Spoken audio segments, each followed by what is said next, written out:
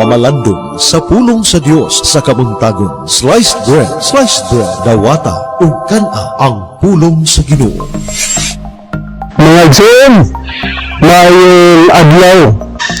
Ano ang nasab kita sa tubig tagong tulubunin ang Sliced Bread.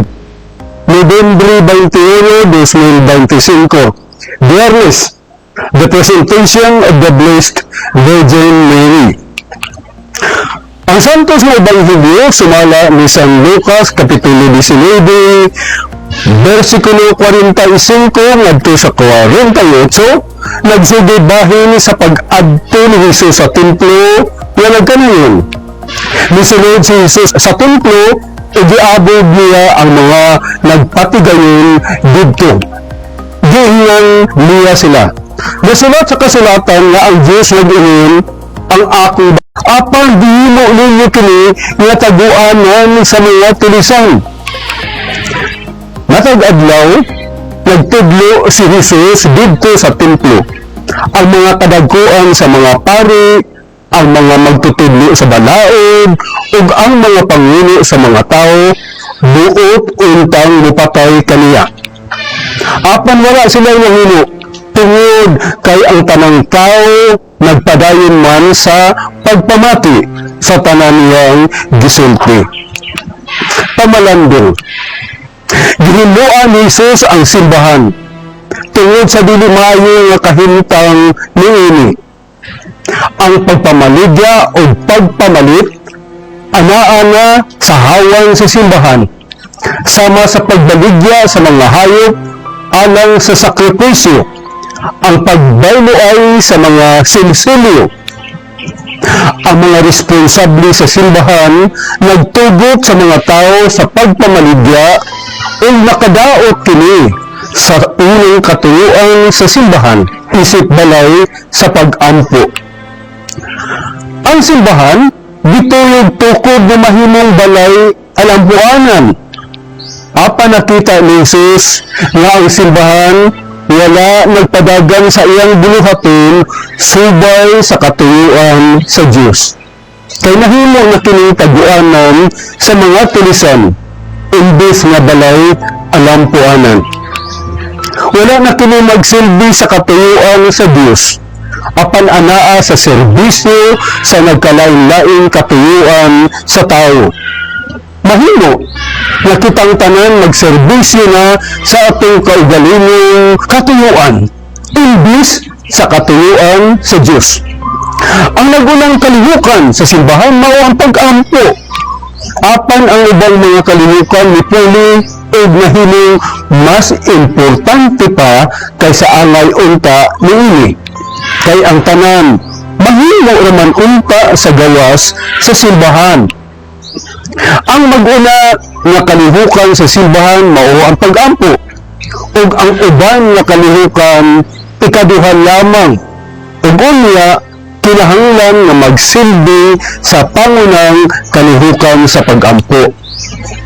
Sa tibuok na nagkalain-lain forma sa pag-ampo, ang pag-ampo sa pangamuyo, sa pagdaig, sa pagbasol, sa pasalamat, sa pangaliya, ang hilim nga pag-ampo sa matinid-anong pagpaminaw.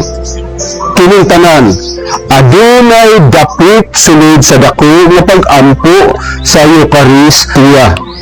Ug kay kining simbahan balay man sa pag-ampo, ang pangunang katuyuan ini mao ang pagtabang kanato nga mahimong katawhan sa pag-ampo sa paagi nga si Jesus tawo man sa pag-ampo.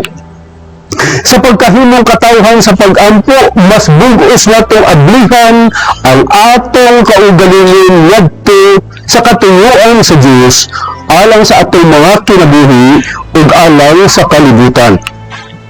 Ang labing balaan sa panahon ni Jesus mao ang simbahan.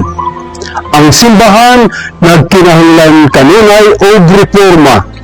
Kitang mga sakop sa simbahan kanunay nanginahanglan sa pagbag-o o kadasig gikan sa Ginoo. Kini nga kadasig namug nga gikan sa gugma tungod kay gusto sa Ginoo nga mahimo kang tanan sa gitinguha sa Dios alang kanato.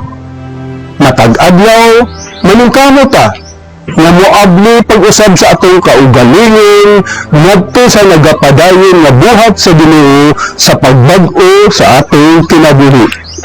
Ang Ginoo nag-aghat kanato sa pagreforma o pagbag-o sa atong mga gawi aron makaalagad sa mga katuyuan sa Dios sa mas hingpit nga paagi imbis sa atong kaugalingon mga katuyuan.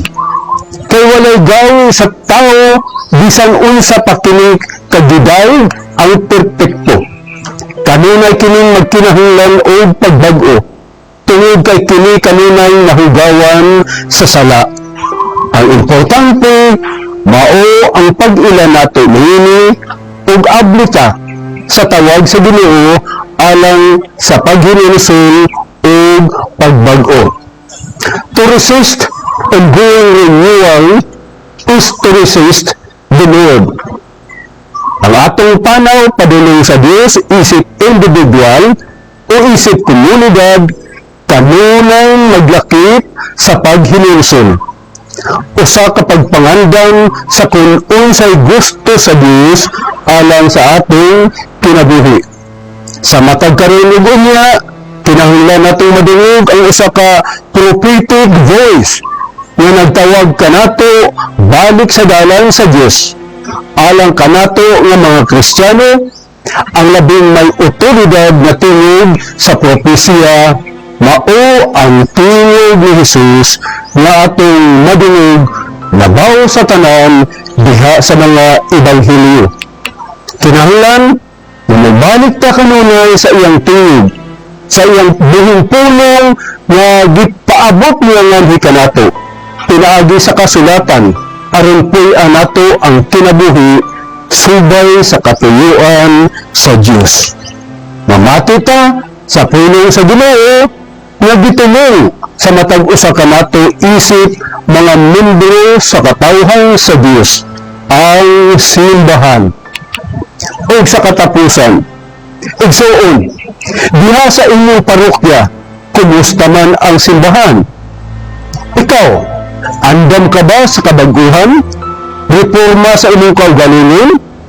O man ang konkretong lihok nga inyong paggabuhaton? Dili na lamang ako kutob, ako si Mario Matugas Mijares, sakop sa Couples for Christ Pastoral Formation Office sa Iligan City, Lanao del Norte. Dalaygon ang Diyos. Sliced bread, dawata ug kana ang pulong sa Ginoo.